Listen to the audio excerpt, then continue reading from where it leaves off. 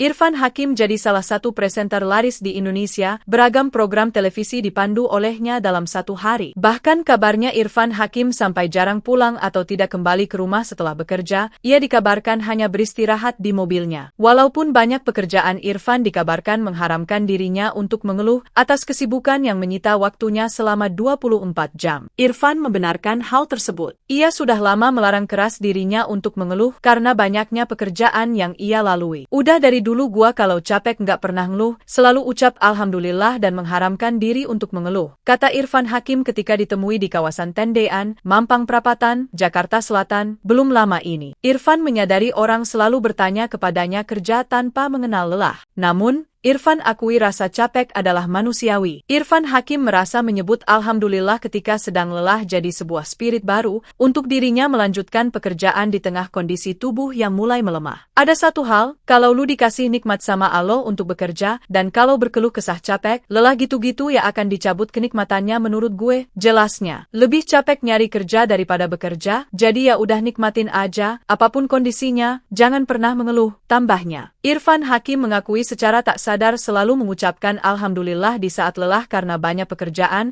jadi sebuah kunci kesuksesannya saat ini.